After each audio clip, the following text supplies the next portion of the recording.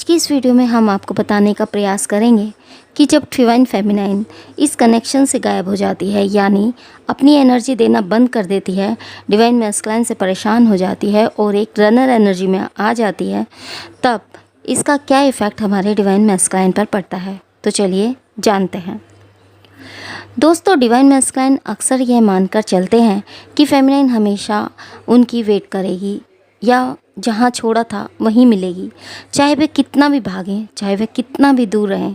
लेकिन जब फेमिनाइन खुद को वापस खींच लेती है, जब वह पूरी तरीके से इस कनेक्शन से गायब हो जाती है, मैस्कुलाइन को एनर्जी देना बंद कर देती है, तब मैस्कुलाइन के भीतर एक ऐसा तूफान उठता है जिसकी उन्होंने कभी कल्पना ही नहीं की होती। डिवाइन मैस्कुलाइन को हमेशा यही यकीन होता है कि फेमिनाइन कभी कहीं नहीं जाएगी। यह वह मानकर चलते हैं कि भले ही वह उनसे दूर भागे, भले ही वह उन्हें बार बार ठुकराए, लेकिन फेमिनाइन हमेशा वेट करेगी। पर जब वहीं फेमिनाइन अचानक गायब हो जाती है, अपनी एनर्जी खींच लेती है, अपने इमोशंस को कंट्रोल में कर लेती है और अपनी हीलिंग पर फोकस करने लगती है, तब मैस्कुलाइन के लिए यह एक शॉक की तरह होता है। वह यह सोच भी नहीं सकते थे कि ऐसा हो सकता है, और जब यह होता है तब तो उनके भीतर कई गहरे एहसास जन्म लेते हैं जिनका असर उनके पूरे व्यक्तित्व और जर्नी पर पड़ता है। डिवाइन मैस्कुलाइन हमेशा यह सोचकर चलते हैं कि वह इस कनेक्शन को कंट्रोल कर सकते हैं। वह इसे इग्नोर करने की कोशिश करते हैं, इससे बदलने की या इससे बचने की कोशिश करते हैं। लेकिन जब डिवाइन फेमिनाइन पूरी तरीके से गायब हो जाती है, तब वह अपनी एनर्जी को पूरी तरीके से वापस खींच लेती है। तब मैस्कुलाइन की दुनिया उलट पुलट हो जाती है। यह सिर्फ एक इमोशनल हलचल नहीं होती, बल्कि उनकी सोल तक हिल जाती है। तो इसे और गहराई से समझते हैं कि जब फेमिनाइन पूरी तरीके से दूर हो जाती है, तो मैस्कुलाइन किन नए और अनकहे एहसासों से गुजरते हैं। तो सबसे पहले पॉइंट है कि वह अचानक उनकी दुनिया उन्हें फीकी लगने लगती है। पहले वे सोचते थे कि फेमिनाइन उनकी ज़िंदगी का सिर्फ एक हिस्सा है, लेकिन अब उन्हें एहसास होता है कि वह उनकी पूरी दुनिया थी। अब चीज़ें पहले जैसी नहीं लगती। फेवरेट गाने बोरिंग लगने लगते हैं, दोस्तों के साथ मस्ती वह पहले जैसे नहीं कर पाते, वह हंस नहीं पाते और ज़िंदगी में एक अधूरापन महसूस करने लगते हैं और सोचने लगते हैं कि क्यों मुझे अब किसी की चीज़ में खुशी नहीं मिल रही, ऐसा क्यों लग रहा है कि मेरी लाइफ में कुछ मिसिंग है। तो पहले तो मैस्कुलाइन को लगता है कि सब नॉर्मल है, सब कुछ उनके कंट्रोल में है। उन्हें लगता है कि फेमिनाइन बस थोड़ी देर के लिए दूर गई है और वह जब चाहे तब उसे वापस बुला सकते हैं। वह रिलैक्स रहते हैं, यह मानकर कि फेमिनाइन कहीं नहीं जाने वाली। तो पहले फेस में उनका ईगो और भ्रम यानी डिनाइल टूटता है। जब फेमिनाइन गायब होती है तो स्टार्टिंग में मैस्कुलाइन इसे इतनी गंभीरता से नहीं लेते। उन्हें लगता है कि यह बस एक फ़ेज़ है और कुछ दिनों में सब कुछ फिर से नॉर्मल हो जाएगा। उन्हें अभी भी मेरी ज़रूरत होगी, उन्हें ऐसा लगता है। वह खुद को यकीन दिलाने की कोशिश करते हैं कि फेमिनाइन अभी भी उनकी एनर्जी से कनेक्ट हुई होगी, वह मुझसे दूर नहीं जा सकती, यही उनके माइंड में रहता है। मैस्कुलाइन का ईगो उन्हें यह मानने ही नहीं देता कि फेमिनाइन सच में आगे बढ़ सकती है। मुझे कोई फ़र्क नहीं पड़ता। तो पहले उन्हें यही लगता है कि फेमिनाइन चाहे चली जाए, लेकिन मुझे उससे कोई फ़र्क नहीं पड़ेगा। वह खुद को बिजी रखने की कोशिश करते हैं ताकि उस एहसास से बच सकें कि वह उसे मिस कर रहे हैं। पर असलियत यही होती है कि उनकी आत्मा पहले ही इस कनेक्शन से बंध चुकी होती है। सेकंड है, अचानक एक खालीपन उन्हें महसूस होने लगता है, क्योंकि कुछ ही दिनों में उन्हें एहसास होने लगता है कि कुछ बदल गया है। पहले जो एनर्जी हर समय उनके आसपास रहती थी, वह अब महसूस नहीं हो रही। वह बिना सोचे समझे फेमिनाइन की सोशल मीडिया प्रोफाइल चेक करते हैं, उनके पुराने मैसेजेस पढ़ते हैं और तब उन्हें एहसास होता है कि इस बार कुछ डिफरेंट है। तो इस सेकंड फेज में उन्हें बहुत ज़्यादा बेचैनी और खालीपन फील होता है। एक एंजाइटी और एम्प्टीनेस उनमें आता है। समय बीतने के साथ उन्हें एहसास होता है कि फेमिनाइन इस बार सच में अलग हो गई है। अब वह पहले की तरह उनकी हर कॉल या मैसेज का जवाब नहीं देती। उनकी सोशल मीडिया एक्टिविटी कम हो गई है। वह अब पहले जैसी नहीं दिखती तो मैस्कुलाइन के भीतर एक अजीब सा फेयर उठने लगता है। उन्हें लगने लगता है कि मुझे क्यों लग रहा है कि कुछ छूट गया है। उन्हें एहसास होने लगता है कि कुछ तो गलत हो रहा है। वे अपनी लाइफ में पहले जैसा फील नहीं कर पा रहे। उन्हें लगता है कि मुझे उसकी एनर्जी क्यों महसूस नहीं हो रही। जब तक फेमिनाइन उनकी एनर्जी भेजती थी तब तक वह इसे इग्नोर करते थे, लेकिन अब जब वह उसे महसूस नहीं कर पाते तो वह बेचैन होने लगते हैं। क्या वह किसी और के साथ है, ये क्वेश्चन उनके माइंड में आने लगता है। किसी और के साथ तो वह आगे नहीं बढ़ गई। यह विचार अब उन्हें अंदर से झंझोड़ने लगता है। अब उन्हें फील होने लगता है कि फेमिनाइन ही उनके जीवन में सबसे बड़ा सहारा थी, लेकिन अब वह सहारा भी गायब हो चुका है। सपनों में फेमिनाइन का आना उनका बढ़ जाता है। अब वह चाहे जितना भी दिन में दिखावा करें कि उन्हें कोई फ़र्क नहीं पड़ता, लेकिन रात को उनके सपने कुछ और ही कहानी कहते हैं। उन्हें लगातार फेमिनाइन के सपने आने लगते हैं। कभी उन्हें देखते हैं, कभी उनसे बातें करते हैं और कभी सिर्फ उनकी मौजूदगी को फील करते हैं। यह उनकी आत्मा का संकेत होता है कि वह इस कनेक्शन से दूर नहीं भाग सकते।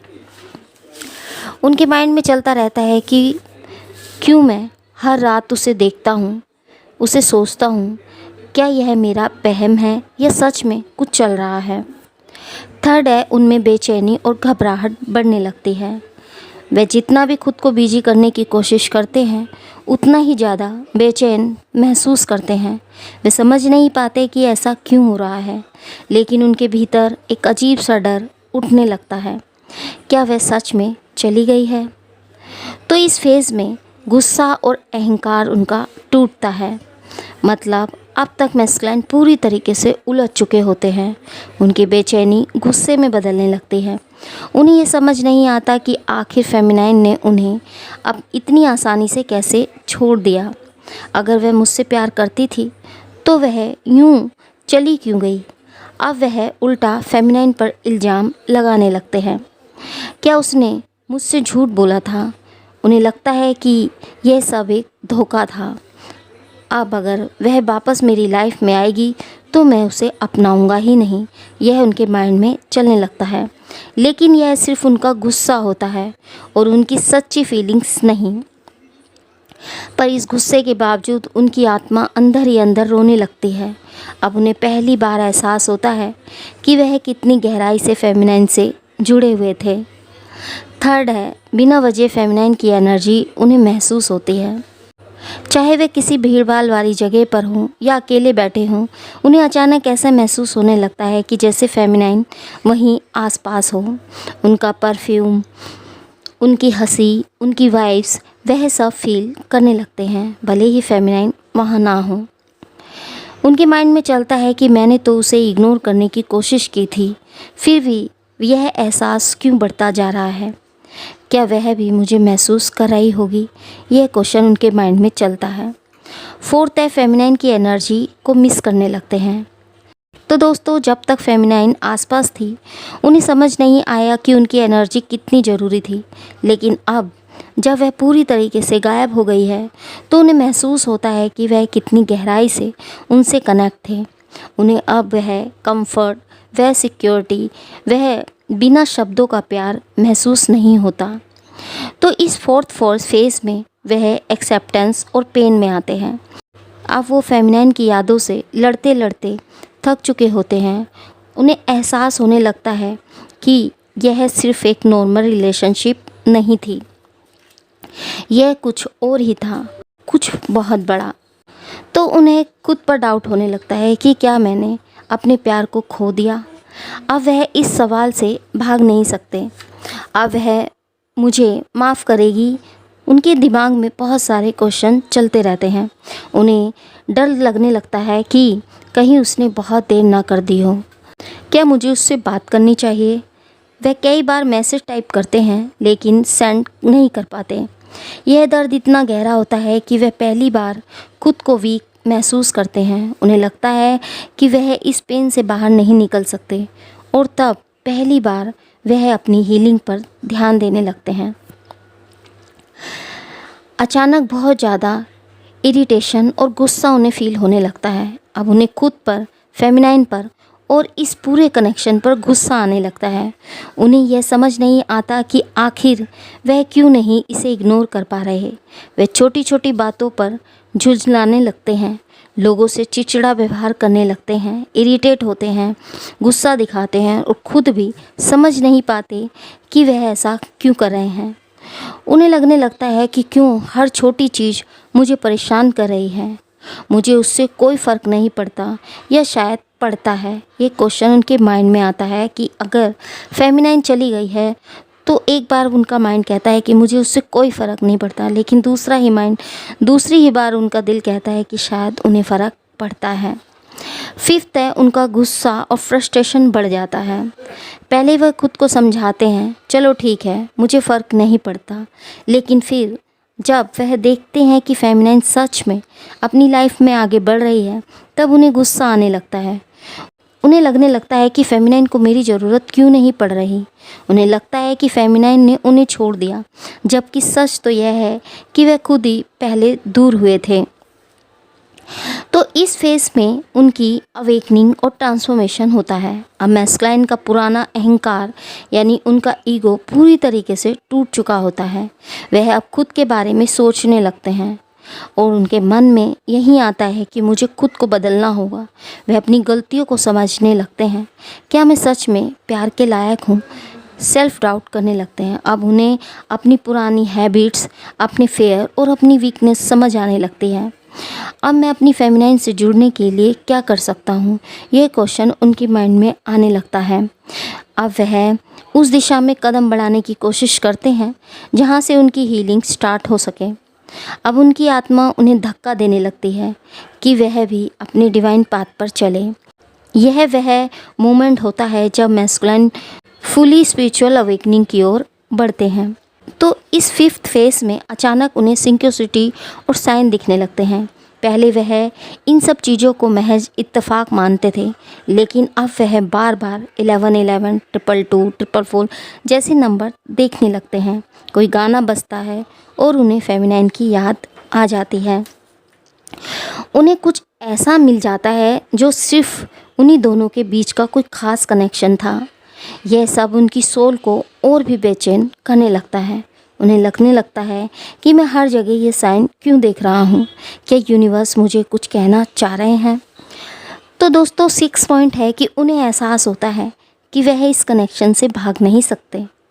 मैस्कुलाइन भले ही सालों तक इस कनेक्शन को अनदेखा करने की कोशिश करें, लेकिन जब फेमिनाइन पूरी तरीके से गायब हो जाती है, तब उन्हें समझ आता है कि वह इस बंधन से कभी भी अलग नहीं हो सकते। यह कनेक्शन उनके हर थॉट्स में, हर एहसास में, हर सांस में बसा हुआ है। तो दूसरों में फेमिनाइन को ढूंढने की कोशिश करने लगते हैं। वह नई लड़कियों से मिलते हैं, पुराने दोस्तों से बातें करते हैं, खुद को डिस्ट्रैक्ट करने की कोशिश करते हैं, लेकिन किसी के साथ भी वह पहले जैसा महसूस नहीं कर पाते। अब उन्हें हर किसी में फेमिनाइन जैसी वाइब्स खोजने की हैबिट पड़ने लगती है, लेकिन कोई भी उस जगह को भर नहीं पाता। तो उन्हें लगने लगता है कि क्यों मुझे अब किसी से पहले जैसा कनेक्शन फील नहीं हो रहा। क्या सच में वह मेरे लिए ख़ास थी? अभी भी वह क्वेश्चन कर रहे होते हैं। नंबर 7 है कि उन्हें डर सताने लगता है कि क्या उसने किसी और को चुन लिया, यानी फेमिनाइन ने किसी और को चुन लिया या वो किसी और के साथ आगे बढ़ गई। ये सबसे बड़ा फेयर होता है। मैस्कुलाइन खुद से यह सवाल बार बार पूछता है, क्या अब उसकी लाइफ में कोई और आ गया है? वह इस बारे में जानने की कोशिश करते हैं, सोशल मीडिया पर स्टॉक करते हैं, कॉमन फ्रेंड्स से पूछते हैं, और अगर उसे थोड़ी भी भनक मिल जाए कि फेमिनाइन सच में आगे बढ़ रही है, तो यह उनके लिए सबसे बड़ा झटका होता है। तो इस 7th फेस में खुद को स्पिरिचुअली सवाल पूछने लगते हैं। मैस्कुलाइन को पहले आध्यात्मिक चीज़ों से ज़्यादा दिलचस्पी नहीं रखते थे। अब अचानक यूनिवर्स, सोल कनेक्शन और ट्विन फ्लेम जैसी चीज़ों के बारे में सोचने लगते हैं। उन्हें खुद से सवाल पूछने की हैबिट लग जाती है, क्या सच में ट्विन फ्लेम जैसी कोई चीज़ होती है? और फिर वह धीरे धीरे इस सफ़र को समझने लगते हैं। उनके मन में यही चलता है कि क्या यह कोई ख़ास रिश्ता है? क्या यह यूनिवर्स ने मेरे लिए प्लान किया था? तो दोस्तों नंबर 8 पे वो सच्चाई से भागने की कोशिश करते हैं पर भाग नहीं पाते, यानी वह इस दर्द से बचने के लिए खुद को और ज़्यादा बिजी कर लेते हैं। नए लोगों से मिलते हैं, खुद को काम में झोंक देते हैं, पार्टीज़ करते हैं, लेकिन अंदर से उन्हें पता होता है कि यह सिर्फ एक दिखावा है। रात के सन्नाटे में जब वह अकेले खुद को पाते हैं तब उन्हें फेमिनाइन की कमी सबसे ज़्यादा महसूस होती है। तो इस 8 फेस पे उन्हें अकेले में खुद से बातें करने लगते हैं। अब वह कई बार खुद से ही बातें करने लगते हैं। कभी वह खुद को समझाने की कोशिश करते हैं और कभी अपने फैसलों पर पछताते हैं और कभी खुद से सवाल पूछते हैं कि अगर फेमिनाइन अभी उनके सामने होती तो वह क्या करता। उनके माइंड में चलता है कि अगर मुझे एक और मौका मिले तो क्या मैं चीज़ें अलग तरीके से कर सकता हूँ? क्या वह मुझसे अब भी प्यार करती होगी? क्या मैं बैक में जाके चीज़ें फिर से ठीक कर सकता हूँ? तो इस फेस में उनको रियलाइजेशन होता है। नंबर 9 में उन्हें एहसास होता है कि फेमिनाइन ही उनकी असली होम थी। भले ही उसने इसे कभी एक्सेप्ट नहीं किया हो, लेकिन अब उन्हें समझ आता है कि असली प्यार क्या होता है। वह जहाँ भी जाते हैं उन्हें लगता है कि कुछ अधूरा है। उन्हें लगता है कि फेमिनाइन की एनर्जी ही उनका घर थी और अब वह कहीं का नहीं रहा। तो इस 9th फेस पे उन्हें खुद को बेहतर बनाने की कोशिश करने लगते हैं। अब तक वह सिर्फ बाहरी दुनिया में खुद को बिजी करने की कोशिश कर रहे थे, लेकिन अब उन्हें यह समझ आने लगता है कि असली बदलाव अंदर से शुरू होता है। अब वह अपने कैरियर, हेल्थ, मेंटल हेल्थ पर ध्यान देने की कोशिश करने लगते हैं। यह उनकी ग्रोथ का फेस होता है। तब उनके माइंड में आता है कि शायद मुझे खुद को बदलने की ज़रूरत है। अगर मैं बेहतर बन जाऊं, तो क्या वह सच में आ सकती है? तो दोस्तों नंबर 10 पे वो वापस लौटने की हिम्मत जुटाने की कोशिश करते हैं। वे कई बार मैसेज टाइप करते हैं लेकिन सेंड नहीं कर पाते। वे कॉल करने की सोचते हैं लेकिन खुद को रोक लेते हैं। वे ये समझ नहीं पाते कि अब वह फेमिनाइन के पास कैसे लौटे। उन्हें डर लगता है कि अगर उन्होंने कोशिश की तो शायद वो रिजेक्ट हो जाएंगे, लेकिन फिर भी एक न एक दिन वह हिम्मत करके लौटने की कोशिश करते हैं, क्योंकि उन्हें अब समझ आ गया होता है कि उनकी असली प्यार कौन है। तो अब डिवाइन फेमिनाइन गायब हो जाती है तो मैस्कुलाइन को अपनी सच्ची भावनाओं का एहसास होता है। वे जितना भागने की कोशिश करते हैं उतना ही वह सफ़र उन्हें उनकी सच्चाई से वापस जोड़ता है। और यही ट्विन फ्लेम जर्नी का असली जादू है। जो सच में तुम्हारा है वो लौटकर ज़रूर आता है। तो इस नंबर 10 के फेस में वह वापस लौटने की हिम्मत जुटाने की कोशिश करते हैं। अब वह यह जान चुके होते हैं कि फेमिनाइन को यूं ही जाने देना उनकी सबसे बड़ी गलती थी, लेकिन अब सबसे बड़ा डर यह होता है कि क्या अब वह मुझे माफ़ करेगी। वह कई बार वापस लौटने की हिम्मत करता है, लेकिन डर के कारण खुद को रोक लेता है। अब उनके माइंड में यही चलता है कि अगर मैं लौटूं तो क्या वह मुझे एक्सेप्ट करेगी, क्या मैंने बहुत देर तो नहीं कर दी। इस तरह के क्वेश्चन उनके माइंड में चलने लगते हैं। तो अंत में वह फेमिनाइन के गायब होने से ही मैस्कुलाइन की असली जर्नी स्टार्ट होती है। जब तक डिवाइन फेमिनाइन अपनी एनर्जी मैस्कुलाइन को देती रहती है तब तक वह इसका मूल्य नहीं समझते, लेकिन जब वह अपनी एनर्जी वापस ले लेती है, जब वह गायब हो जाती है, तभी मैस्कुलाइन की असली परीक्षा स्टार्ट होती है। उन्हें पहली बार प्यार की गहराई और अपने कनेक्शन का इम्पोर्टेंस समझ आने लगता है, और यही मोमेंट उनके ट्रांसफॉर्मेशन की स्टार्टिंग बनता है। तो जो सच में तुम्हारा है वह लौटकर जरूर आएगा, लेकिन जब तक वह वापस आए तब तक खुद को इतना स्ट्रॉन्ग बना लो फेमिनाइन कि जब वह तुम्हारे सामने हो तो तुम अपने हाईएस्ट वर्जन में हो। तो जब फेमिनाइन गायब हो जाती है तब मैस्कुलाइन को उनकी असली अहमियत समझ आती है। तो जब तक फेमिनाइन उनकी एनर्जी भेजती रहती है तब तक मैस्कुलाइन इसे हल्के में या फॉर ग्रांटेड लेने लगते हैं, लेकिन जब वह पूरी तरीके से गायब हो जाती है तब उन्हें पहली बार उनकी असली कीमत यानी उनकी वैल्यू समझ आती है। वे जितना भागने की कोशिश करते हैं उतना ही यह एहसास उन्हें वापस उसी जगह ले आता है जहाँ से उसने भागने की कोशिश की थी। और यही ट्विन फ्लेम जर्नी का या ट्विन फ्लेम सफ़र की असली खूबसूरती है। तो दोस्तों, आई होप आपको समझ आ गया होगा और यह वीडियो आपके लिए बहुत ज़्यादा हेल्पफुल रहेगी। वीडियो आपको पसंद आया होगा। यदि ये वीडियो आपको पसंद आए तो इसे लाइक शेयर करना ना भूलें।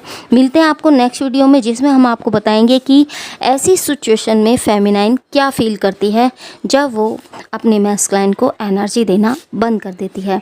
तो ऐसी फेमिनाइन के बारे में हम आपको नेक्स्ट वीडियो में बताएंगे। तब तक के लिए मिलते हैं आपको नेक्स्ट वीडियो में। तब तक के लिए हैप्पी जर्नी दोस्तों।